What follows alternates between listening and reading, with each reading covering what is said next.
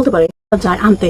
তা আমার মনে হয় না তার রাগ থাকা দরকার আছে। আর আমি যে কারণে রাগ করছিলাম, যে কারণে মন খারাপ করছিলাম, যার কোনোদিন আসবো না, তো আমার মনে হচ্ছে যে মানে যখন আমাকে কেউ ছোটো করার কথা বলে বা যে যখন আমাকে কেউ অপমান করে, তখন অন্তত আমার বাপ মা আমাকে মানে তাদেরকে এটুকু বলতে পারে যে নিল অসম্বন্ধে তারা এরকম করে কথা কস কিলো বা এটি কিলিকা কস। যদি এটুকু সাপোর্ট পাই তখন হয়তো মানে জিনিসগুলো এত বেশি দূর যায় না, মানে মনের মধ্যে এত বেশি পয়সা রাখি না যে আসলে তো বাপ মাও চায় না। তার মানে সত্যি সত্যি এগুলো মানে আমার নিয়ে চিন্তা ভাবনা হয়। তো সব মিলে হলে অনেক কষ্ট হয়েছে। তো আমাকে আমার মাই বুঝাইলো যে দেখো তোমার অনেক কথা বলছি, ঠিক আছে, আমি কিছুই বলি না, সেটাও ঠিক আছে, কিন্তু তুমি একটা জিনিস চিন্তা করো, তুমি কিন্তু সবার চাইতে ভালো আছো, শান্তিতে আছো, তুমি অল্প কামাও অল্প খাও, মানে অল্প কিছু নিয়ে তুমি কিন্তু অনেক সুখে আছো। প্রতিটা মানুষই দেখবো অশান্তির মধ্যে আছে, কোনো না কোনো বিষয় নিয়ে একটা অশান্তির মধ্যে আছে, কিন্তু তুমি নাই। তুমি তুমি তোমার লাইফে যাই করো সবার কাছে শেয়ার করো, এবং কি তুমি তোমার এই ছোট্ট সংসারের মধ্যেই তুমি আছো। তোমার অনেক চাহিদাও নাই, আবার অনেক বিলাসিতাও নাই। তোমার আছে কি সংসার আছে, স্বামী আছে, বাচ্চা আছে দুইটা, দেবর পালো, এই আর তো তোমার এছাড়া তার কোনো ঝাই ঝামেলা নাই। তো তুমি সবার চাইতে ভালো আছো। আর এটা আমি অনেক মানে পরে আমি অনেক ভাবলাম যেটা তো সত্যি, যে আল্লাহর রহমতে মানে কারণ মানে নিজের প্রশংসা তো করতে হয় না, নিজের সংসারের বিষয় সব কিছুর বিষয়, কারণ হলো নজর লেগে যায়। মানুষ বলে নজর লাগে, এটা সত্যি, হাদিসেও আছে যে নজর লাগে, এটা সত্যি বাস্তব। তো আল্লাহ না করুক এরকম কোনো কিছু যেন কখনো না হয়। আমি আমার সংসারে অনেক ভালো আছি, সংসার লাইফে অনেক ভালো আছি, স্বামী নিয়ে সন্তান নিয়ে সব কিছু নিয়ে আলহামদুলিল্লাহ অনেক অনেক শুকরিয়া আল্লাহর কাছে যে আমি অনেক ভালো আছি সব বিষয়। তো এমনি আমার কাছে পরে মনে হলো যে আসলে মা তো সত্যিই কইছে, কারো না কারো লাইফে একটা না একটা অশান্তি আছে, কিন্তু আমার লাইফে তো এরকম কিছু নাই। তো আমি শুধু শুধু মন খারাপ করে কেন আছি? আমার যে যাই বলতেছে বলুক, তাতে সমস্যা নাই, কিন্তু আমাকে যারা বলতেছে তাদের লাইফে অনেক বড় বড় কষ্ট আছে, হয়তো কোনো না কোনো দিক দিয়ে এগুলো বের হইতেছে, হয়তো আমার দিক দিয়ে আমার কাছে মানে আমাকে বলে হয়তো শান্তি পায়, এই জন্য হয়তো বলতেছে। এটা আমি নিজে বুঝালাম, তারপর কথা বললাম। মাঝে আবার মরিমের পরীক্ষার মধ্যে কিন্তু আমি একবার আমার নানি শাশুড়ি দেখতে গেছিলাম, ওটা নিয়ে অনেক অনেক কথা বলছিল যে বাপরে। তো ভিউয়ার্স, আপনারা তো শুনলেন সাবিনা কি বলল। তো এখানে আপনাদের কি মনে হয় যে সাবিনা এই কথাগুলো কাকে মেন করতেছে? তো যাই হোক ভিউয়ার্স, আজকে ভিডিওর প্রথমেই সাবিনার কথাগুলো শুনে বুঝতেই পারছেন যে আজকে আমি এই ভিডিওতে কোন বিষয় নিয়ে কথা বলবো। তো আমি আপনাদেরকে বলেছিলাম রাত্রিবেলাতে একটা ব্লগ আপলোড করব, তো সেটা হচ্ছে এই ব্লগটা। তো যাই হোক, যারা দেখতেছেন বা যারা দেখছেন, যারা কমেন্ট করছেন, তাদেরকে অসংখ্য অসংখ্য ধন্যবাদ। তো আমি ব্লগটা শুরু করছি। ভিডিওর প্রথমে সাবিনার কিছু ভয়েস ফুটেজ আমি হচ্ছে অ্যাড করে দিয়েছি। আপনারা জানেন যে তাদের বলা কথা নিয়ে আমি তাদের বিষয়ে ভিডিও বানাই, আমি নিজের বাড়তি কোনো কথা বলছি না বা বলিও না। তো যাই হোক, এখানে হচ্ছে সাবিনা বলেছিল অনেকগুলো ভিডিওতেই যে সে আর বাবার বাড়ি আসবে না, বাট আপনারাই ভিউয়ার্স তাকে কমেন্ট করেছেন যে গত সপ্তাহে তুই বললি যে বাবার বাড়ি আসবে না, এখন তো হাতির বাচ্চা হাতি, তুই বাবার বাড়িতে এসে বসে আছিস। তো এই বিষয়টা নিয়ে সাবিনা মন খারাপ করে এই কথাগুলো বলেছিল যে আমি বাবার বাসায় এসেছি তার কারণ আছে, কারণ আমার বাবা মা আমি যদি না আসি সেক্ষেত্রে তারা আনতে যায়, বারবার করে তার জন্য ওয়েট করে এবং তাকে অনেক বেশি তেলায়, তো যার কারণে সে বাবার বাসায় এসেছে। আর সাবিনা যখন মন খারাপ করে তার মাকে এই কথাটা জিজ্ঞাসা করে যে আচ্ছা মা, যখন আমাকে মানে ছোট করে কথা বলে বা খারাপ কথা বলে, খারাপ ব্যবহার করে বা টোন মারে, তখন তোমরা বাবা মা হিসেবে কেন কিছু বলো না? তো তখন তার সাবিনার মা সাবিনাকে উত্তর দেয় যে দেখো হয়তো সেটা বলা হয় না, কিন্তু যারা বলে তারা তোমার বড়, তো এই কারণে দেখা যাচ্ছে যে আমরা কিছু বলি না, কিন্তু যারা বলে তোমাকে তুমি কি খারাপ আছো, তুমি তো তোমার স্বামী এবং দুইটা বাচ্চা নিয়ে সংসার নিয়ে খুব ভালো আছো, আর যারা তোমাকে ছোট করে যারা তোমাকে বলে তারাই আজকে বিপদে পড়ে আছে বা গর্তে পড়ে আছে, বা তারাই কোনো না কোনোভাবে আজকে বিপদের সম্মুখীন হয়েছে। তো এই বিষয়টা নিয়ে ভিউয়ার্স আপনাদের মতামত কি? আপনারা কি মনে করছেন কে বিপদে আছে এই মুহূর্তে ইউটিউব সোসাইটিতে? অবশ্যই আপনারা কমেন্ট করে জানিয়ে যাবেন যে আমার কথার সাথে আপনাদের কথা বা আপনাদের মনের মিল আছে কিনা। তো আমি এখন তিশাকে হিন্ট দিচ্ছি, কারণ হচ্ছে গর্তে বা বিপদে এই মুহূর্তে তিশাই আছে। মিম তো তার বাচ্চার জন্মদিন বার্থডে পালন করা নিয়ে ব্যস্ত, জমি কিনতেছে, ঘোরাঘুরি করতেছে, শাশুড়ি এবং ননদের অতিরিক্ত যত্ন করতেছে, অতিরিক্ত কেয়ার করতেছে। মিমের বিষয়টা আমি পরে আসি। আজকে আমি সাবিনা এবং তিশার যে মধ্যেকার যে দ্বন্দ্ব, যে বিষয়টা, সেটা ক্লিয়ার করব। তো সাবিনা এবং তিশার ভেতরে টোনাটুনি মানে একটা চলেই, যে টোকাটুকিমূলক কথাবার্তা বিভিন্ন বিষয় নিয়ে চলে। সাবিনাকে কিন্তু হচ্ছে মানে সাবিনার মা মানে তিশার মা অনেক বেশি ভালোবাসে, সাবিনার বাবাও অনেক বেশি ভালোবাসে, কিন্তু তিশাকে তেমন একটা দেখতে পারে না। তার অনেক অনেক কারণের ভিতরে একটা কারণ আমি বলবো, সেটা হচ্ছে তিশার চরিত্র, তিশার মুখের ভাষা, তিশার কথা, তিশার অ্যাটিটিউড, সবকিছু মিলে তিশা কিন্তু তার ফ্যামিলিকে টাকা পয়সা দিয়ে উপরে উঠাতে গেলেও মানে চরিত্রের দিক দিয়ে, সম্মানের দিক দিয়ে সবাইকে ধসিয়ে গর্তে ফেলে দিয়েছে। এটা কিন্তু চরম সত্য একটা কথা। তো এই তিশা কিন্তু সাবিনা এবং মিমের জীবনটা নিজের হাতে ধরে নষ্ট করেছে। প্লাস শাহিনের কিন্তু 3 নাম্বার বিয়ে। হ্যাঁ, শাহিন এখন যে বউটা নিয়ে আছে সেটা হচ্ছে তার তৃতীয় বউ। শাহিন এর আগে রেশমার আগেও আরেকটা বউ ছিল। তো শাহিনের এটা 3 নাম্বার বউ চলতেছে, তিশার চলতেছে বাপ্পিকে দিয়ে 2 নাম্বার। কি তিশার হচ্ছে বিয়ে 2টা, বাট বয়ফ্রেন্ড টয়ফ্রেন্ড ছিল, বিদেশে ছিল, গার্মেন্টসেও ছিল। তো তিশার কিন্তু বাপ্পি হচ্ছে 2 নাম্বার, সাবিনার হচ্ছে 3 নাম্বার হচ্ছে আরিফ। হ্যাঁ, আমি আপনাদেরকে বলতেছি, আপনারা মনোযোগ সহকারে শুনবেন। আমি কিছু কিছু বিষয় না জানা পর্যন্ত, সত্যতা না প্রকাশ করা পর্যন্ত কথা বলি না। সত্য বিষয় জানার পর ফুটেজ সহকারে আমি ট্রাই করি আপনাদের সাথে বিষয়গুলো শেয়ার করার জন্য। নিশির একটা ব্লগে নিশি কিন্তু কিবরিয়াকে ফোন দিয়ে বিদেশের মাটিতে বসেই কিবরিয়াকে বলেছিল যে আচ্ছা, আপনি কি জানেন যে আপনার বিয়ের আগেও সাবিনার একটা বিয়ে হয়েছিল, আপনি যে সাবিনাকে বিয়ে করেছেন আপনি কি হ্যাপি?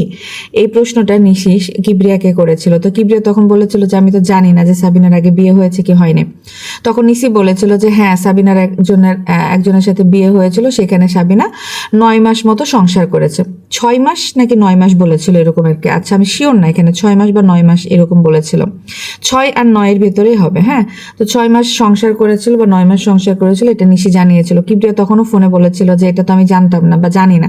তখন নিশি বলেছিল যে আমি এটা শুনেছি, আমার ভাইয়া মানে বাপ্পির কথা বলেছিল, আমার ভাইয়া তো একদমই পছন্দ করে না, আমার ভাইয়া তো সাবিনাকে একদমই দেখতে পারে না, গালিগালাজ করে।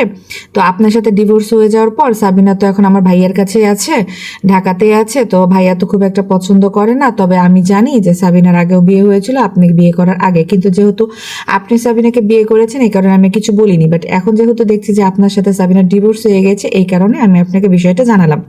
এটা বলেছিল হচ্ছে নিশি। তো নিশি বিদেশের মাটিতে 2টা বাচ্চা জন্ম দিয়েও এই যে হচ্ছে আরিফ পাগলা, ওর হাজবেন্ডের নাম তো আরিফই মনে হয়, এরকম আরিফ না আরিফ, হ্যাঁ আরিফই তো মনে হয়। তো যাই হোক, ওর হাজবেন্ড বিদেশের মাটিতে থাকাকালীন সময় সে দেশে এই কিবরিয়া বয়ফ্রেন্ডকে ফোন দিয়ে ঘন্টার পর ঘন্টা ফোন আলাপ করেছে, হাসাহাসি করেছে, বিভিন্ন বিষয় নিয়ে কথা বলেছে।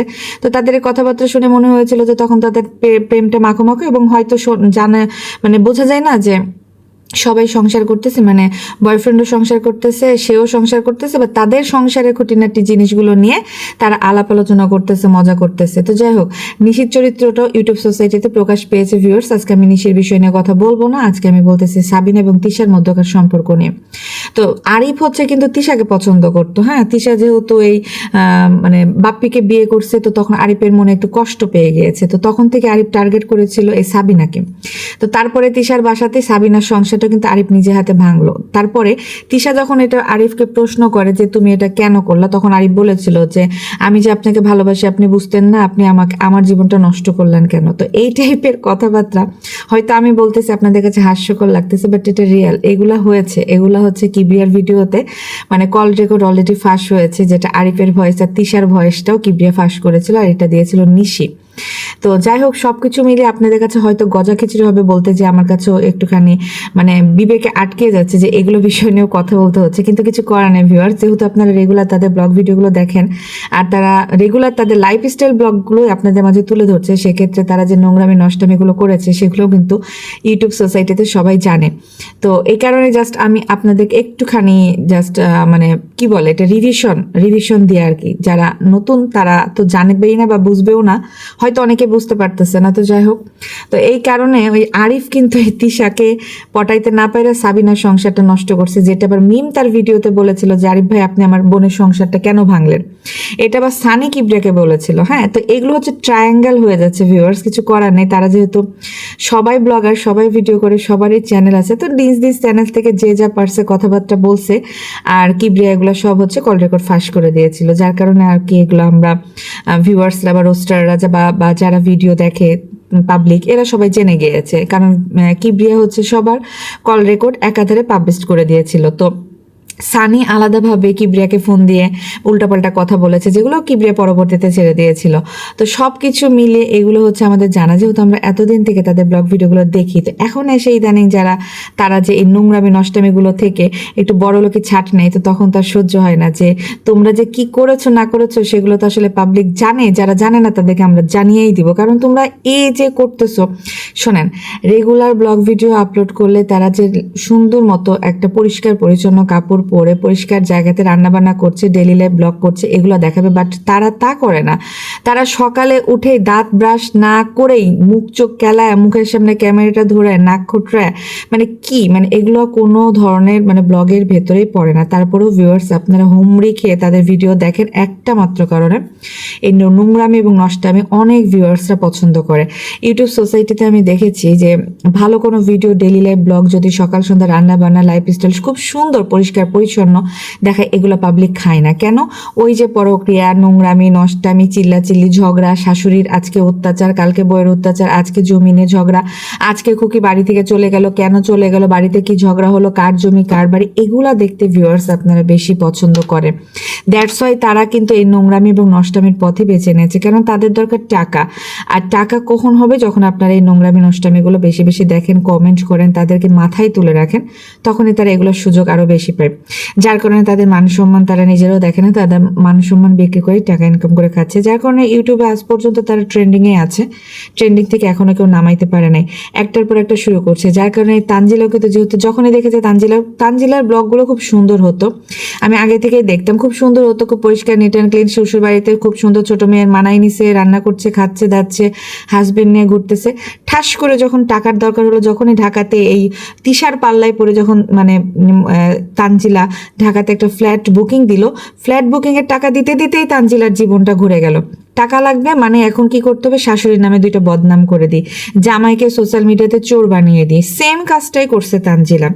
যখনই দেখছে যে টাকার দরকার হয়েছে, তখনই সে কি করছে? শ্বশুর বাড়িতে অত্যাচার। আপনারা জানেন না, আপনাদেরকে বলি না, আপনারা কিছু বোঝেন না। আমি ছোট মেয়ে, আমার সাথে কি হয়েছে? আমার স্বপ্নের দোকান শেষ হয়ে গেছে, আমার হাজবেন্ড আমার সাথে প্রতারণা করেছে, আমি তো সুইসাইড করতে চলে গিয়েছিলাম, বাবা মা আমাকে রাখে না, আমি বাবার বাড়িতে যে 2 দিনও থাকতে, মানে কাউকে বাদ রাখে নাই ছোট করতে, সবাইকে একাধারে ধরে টান দিছে। আর সেই ভিডিওগুলোতে ভিউয়ার্স লাখ লাখ ভিউ হয়েছে। দিতে দিতে ভিডিও দিতে দিতে কয়েকটা দিন তানজিলার চ্যানেলে সবাই সিসি ক্যামেরার মতো চোখ রেখেছিল যে কখন তানজিলা ভিডিও আপলোড করে। আর সেই সুযোগে তানজিলা সকাল এবং বিকাল 2 বেলাতে দিনে 2টা করে ভিডিও আপলোড করা শুরু করে ফেলেছিল। কারণ দেখতেছে ভিউয়ার্স আপনারা গিলতেছেন, সেও গিলাইতেছে, সে রান্না করতেছে আর আপনাদেরকে গিলাইতেছে, আর আপনারা এগুলো গিলতেছেন, আর টাকা তার ইনকাম হচ্ছে। তো যাই হোক, সবকিছু মিলে সে তো তেলের বিজনেস খুলে বসছে। শুধুমাত্র তিশার কথাতে তানজিলা ঢাকাতে ফ্ল্যাট বুকিং দেওয়ার পরপরই তার জীবনের মোড়টা ঘুরে গিয়েছে, টাকার ক্রাইসিসে পড়ে গিয়েছে, কি করবে না করবে, মানে জামা কাপড় কিনতে পারে না, পড়তে পারে না, মানে এরকম একটা অবস্থা হয়ে গিয়েছে তার। সে শুধুমাত্র সোশ্যাল মিডিয়াতে এসে মানে ইউটিউবে ভিডিওতে তেল বিক্রি করা দেখাতে, যে জামা কাপড়ের যে অবস্থা। যাই হোক ভিউয়ার্স, এগুলো না বলি, আসলে ওরা নোংরামি নষ্টামি দেখাতে পারে, বাট আমরা যারা রোস্টিং ভিডিও করি, আমরা যে মুখে মুখে বলবো, এই বলাগুলোতে আপনারা ভিউয়ার্স কষ্ট পান যে আপু আপনারা এগুলো কি বলতেছেন, এগুলো বলা ঠিক না, এই না সেই না। ভাই, আমরা বললে ঠিক না, আর আপনারা যে চোখে দেখতেছেন তাদেরকে যে উস্কানি দিচ্ছেন, তাদেরকে প্রত্যেকটা বেলাতে যে আপু আপু করে কমেন্ট করে আরো প্রতারিত করার জন্য বা প্রতারণা করার জন্য বা হচ্ছে নোংরামি নষ্টামি করার জন্য তাদেরকে বারবার ইন্সপায়ার করে আসতেছেন, তখন কিছু হচ্ছে না, তখন মনে হচ্ছে না যে আপনারা ভুল কাজ করছেন। তো যাই হোক, আমার যেটা কাজ সেটা আমি করবো, আপনাদের কাজগুলো আপনারা করেন। আপনাদের কাজগুলো তো আমি আর বলে বলে আটকাতে পারবো না, বাট আমার কাজ আপনারাও বলে আটকাতে পারবেন না। আমার যেটা মনে হবে আমি সেটাই বলবো, যেটা সত্য সেটা উদ্ঘাটন করব, সেই কথাটাই বলবো। আমার ভিডিওতে বাড়তি কোনো কিছুই আপনারা পাবেন না। আমি আমার লাইফস্টাইল ব্লগগুলো, ভিডিওগুলো, আমি যে কাজকর্মগুলো সারাদিন করেছি আমার ভিডিওতে, সেগুলো দেখতে দেখতে শুধুমাত্র তাদের বিষয় নিয়ে বলা কথাগুলো আমি বলে যাব। আপনাদের ভালো লাগলে অবশ্যই ভিডিওতে একটা লাইক দিবেন এবং কমেন্ট করে জানাতে কিন্তু ভুলবেন না। তো তিশার মা মোটামুটি তিশাকে একদমই পছন্দ করে না। তিশার মা আর বাবা কিন্তু খুকিকে অনেক বেশি ভালোবাসে, মানে ছেলের বউ হিসেবে খুকিকে অনেক বেশি পছন্দ করতো তিশার মা এবং বাবা, এবং খুকিও কিন্তু শ্বশুর শাশুড়ি নিয়ে খাওয়া দাওয়া করতো। একটা জায়গাতে একটা বাড়িতে থাকতে গেলে অনেক কিছুই হয়। তানজিলা যেমন একটা ভিডিওতে বললো যে মা মেয়ে একসাথে থাকলেও ঝগড়া হয়, টোকাটুকি শুরু হয়ে যায়, সেখানে তো আমি শাশুড়ির সাথে থাকছি, সেখানে তো আমার সকাল বিকাল সমস্যা হবেই, এটাই স্বাভাবিক, আবার মিলে যাবো, সমস্যা তো নাই। তো ঠিকই তো, এই কথাটাই তো। তাহলে তিশা কেন হচ্ছে খুকির বিষয় নিয়ে মাতামাতি করে বাপ মাকে আলাদা করে, একবার বলে যে আমার টাকায় বাড়ি হইছে, আমি টাকা দিই, আমার বাপ মাকে খাওয়া খরচ দিই, খুকি ওই আমার বাপের টাকায় খায়, এই সে হ্যান ত্যান। এই যে খুকির জীবনটা, খুকিকে আস্তে করে তার বাবা মা থেকে আলাদা করে, বাড়িটাকে আলাদা করে খুকিকে কিন্তু সরিয়েছে একমাত্র তিশা। তিশার উস্কানি পেয়েই কিন্তু বাবু, মিম, এই সাবিনা সবাই মিলে ওই বাড়িটাতে যে থাকা শুরু করেছিল, যেটা খুকি পছন্দ করছিল না। আর খুকির জামাই যেহেতু বিদেশ চলে গেছে, খুকি চাচ্ছিল শ্বশুর শাশুড়ি নিয়ে একসাথে খেতে। কিন্তু তিশা 2 দিন পর পরে দেখলো যে জামাই তানজিলা শাশুড়ি জামাই টামাই সবাইকে নিয়ে যে এই শীতের ভেতরে ওইখানে 10 দিন 15 দিন করে থাকে। আর গ্রামে কিন্তু অনেক পরিমাণে শীতও পড়ে, গ্রামে কিন্তু অনেক পরিমাণে গরমও পড়ে। তো এরা শীত গরম কোনো কিছুই মানে না। এই বয়স্ক মাটার কাছে যে সকাল সন্ধ্যা এতগুলা 15-20 জন মানুষ বাচ্চা কাচ্চা মিলে এরা থাকে। আমি মাঝে মাঝে ভাবি যে এদের মাটা আসলেই ভালো, কারণ এতগুলা বাচ্চা কাচ্চা এতগুলা মেয়ে মানুষ জামাই টামাই নিয়ে 15-20 দিন ধরে থাকে, গরিব মানুষ, তারপরেও এর মাটা চুলাতে বসে থেকে সকাল সন্ধ্যা রান্না করে করে জামাইদেরকে খাওয়াইতেছে। মেয়েগুলো এত বড় শরীর নিয়ে হাতির শরীর, সাবিনা মিম এবং তিশা একটা কাজও করে না। কখনো আমি দেখলাম না তিশা কখনো কোনো কাজ করেছে। সবসময় দেখতাম চেয়ারের উপরে পা তুলে ওই পেটের উপরে থালটা রেখে ভাত খাইতেছে। মিমও তাই, চেয়ারের উপরে পা তুলে ওই প্লেটের উপরে ভাত মানে পেটের উপরে থালটা মানে ভাতের থালটা রেখে সে হচ্ছে ভাত খায়।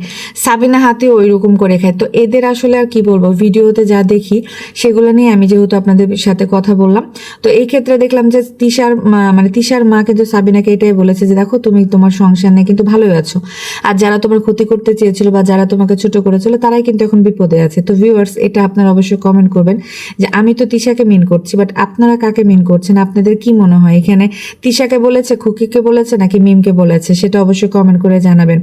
আর খুকি তো মোটামুটি আলহামদুলিল্লাহ ভালোই আছে। অনেকে রোস্টিং চ্যানেলে দেখলাম যে অনেকেই বলছেন সাবিনা এবং মরিয়মকে মানে খুকির পা ধোয়া পানি খেতে। এরা আসলে কি হবে, পা ধোয়া পানি খেলেও জীবনেও কোনোদিনই এরা শুধরাবে না। এত খারাপ রেজাল্ট করার পরও সাবিনা মরিয়মের সামনে যেয়ে বলতেছে আমার মেয়ে ভালো করছে, তাহলে ওই মেয়েটার পড়াশোনার হুপ পাবে কি করে আর পড়াশোনাতে ভালো করবে কি করে? যে না ঠিক আছে আমি খারাপ করছি, সবাই কমেন্ট করছে, সবাই বাজে বলছে, আমার আম্মু কষ্ট পাচ্ছে, আমাকে আরো ভালো করতে হবে, এই জিনিসটা কিন্তু তার ভিতরে কাজ করবে না। কারণ মরিয়মের সামনেই সে খুব ক্রেডিট নিয়ে বলতেছে যে আমার মেয়ে ভালো করছে, আমার মেয়ে যা করছে ভালো করছে, আমার কাছেই থাকবে, আপনাদের কাছে তো যাবে না, আমার মেয়ে ভালো করছে। তো ওখানে মরিয়মে কিন্তু দাঁত কেলে বলছে আমি ইসলামে এত পাইছি, ইসলাম শিক্ষা। তো ধর্মে মানুষ যে প্লাস পায়, ধর্মে যে মানুষ ভালো নাম্বার পায়, এটা খুবই স্বাভাবিক। তো যাই হোক, সে ধর্মের নাম্বার পেয়ে সে বারবার বলতেছে আমি ধর্মে ভালো করছি। বাকি সাবজেক্টগুলো রসগোল্লা খাইছে, 2টা সাবজেক্টে মরিয়ম ফেল করছে। এদিকে খুকি কিন্তু খুকির ব্লগে দেখাচ্ছে যে সে 3টা বাচ্চাটাকে নিয়ে খুব ভালো আছে, মানে যে উদ্দেশ্যে বাড়ি ছেড়েছিল সেই উদ্দেশ্যটা তার সফল হয়েছে। তো খুকি কিন্তু আবার রিসেন্টলি বাড়ি চলে আসবে, আর এই কারণে সাবিনা মিম কিন্তু বাড়ি থেকে বের হচ্ছে না। তারা চাচ্ছে যে খুকি বাড়িতে আসুক, আর আমরাও, আমার মায়ের 2টা ঘর আছে, আমরা এখানেই থাকবো, এই বাড়িতেই থাকবো এবং বারান্দা এবং ডাইনিং দখল করেই থাকবো। আর খুকির ঘরে কিন্তু বেল্লাল যে থাকতেছে। দেখেন খুকি কিন্তু বাচ্চা কাচ্চা নিয়ে যখন একদিন এসেছিল তখন কিন্তু তিশা ফোন দিয়ে তার মাকে মানে গালিগালাজ করেছিল, বকা দিয়েছিল, যার কারণে সাবিনা কিন্তু বাড়িতে চলে এসেছিল এবং সাবিনা ওই ঘরে থাকা শুরু করেছিল যাতে খুকি বাচ্চা কাচ্চা নিয়ে ওই ঘরে না থাকতে পারে, যেহেতু খুকির কোনো ফার্নিচার ছিল না। পরবর্তীতে খুকি কিন্তু একটা খাট কিনে ওই ঘরে সেট করে রেখে গেছে। এখন দেখেন খুকির ঘরে এসেই বেল্লালের ফ্যামিলি শারবিনরা সবাই থাকতেছে, কিন্তু এটা ক্যামেরার আড়ালে মানে দেখাচ্ছে না। আজকে কিন্তু বেল্লাল ক্যামেরাতে দেখিয়ে দিল যে আমি এই ঘরে থাকি। সাবিনার দেবর আরিফ আর হচ্ছে বেল্লাল মানে ওই খুকির যে নতুন খাটটা কিনে খুকি যে ঘরে রেখে গিয়েছে ওই ঘরে ঘুমাচ্ছে। তো ভিউয়ার্স, আজকে ব্লগটা অনেক বড় হয়ে যাচ্ছে, আমি আর বেশি কথা বাড়াবো না। তো প্রথম থেকে শেষ পর্যন্ত অবশ্যই দেখবেন, আর দেখে আপনাদের মূল্যবান মতামতটা কমেন্ট করে জানাবেন যে আমার কথাগুলো ঠিক আছে নাকি ভুল আছে। আর পরবর্তী ব্লগ দেখার জন্য অবশ্যই এই ভিডিওটাতে একটা লাইক দিবেন, আর আমার চ্যানেল মেহেজাবিন লাইফস্টাইলটা সাবস্ক্রাইব করে পাশে থাকবেন। আমি প্রত্যেকটা দিন টাইম মতো ব্লগ ভিডিও আপলোড করি এবং একটা ব্লগ ভিডিও আপলোড করার পরপরই আরেকটা ব্লগ ভিডিও কখন আপলোড করব সেটা কিন্তু সময়টাও আমি দিয়ে দিই। তো পরবর্তী ব্লগটা আমি কাকে নিয়ে করব সেটা দেখার জন্য অবশ্যই আমার চ্যানেলে চোখ রাখতে হবে, মেহেজাবিন লাইফস্টাইলে। আজকের মতো বিদায় নিচ্ছি, সবাই ভালো থাকবেন। আর আজকের ব্লগটা কেমন লাগলো, আমার কথা শুনতে শুনতে আমার করা ভিডিও এবং রান্নাবান্নাগুলো আপনাদের কাছে কেমন লেগেছে অবশ্যই কমেন্ট করে জানাবেন। শুধু তাদের বিষয় না, আমার ভিডিওগুলো কেমন লাগে সেগুলো বলবেন, কারণ ভিডিও তো আমি আমার সংসারের রান্নাবান্না সবকিছুই ডেইলি লাইফস্টাইলই দেখাই, বাট শুধু কথাগুলো তাদেরকে নিয়ে বলি। তো তাদের বলা কথা, তাদেরকে নিয়ে বলা কথা এবং আমার ভিডিওগুলো, আমার রান্নাবান্নাগুলো, আমার সংসারটা আপনাদের কেমন লাগে সেটা অবশ্যই কমেন্ট করবেন।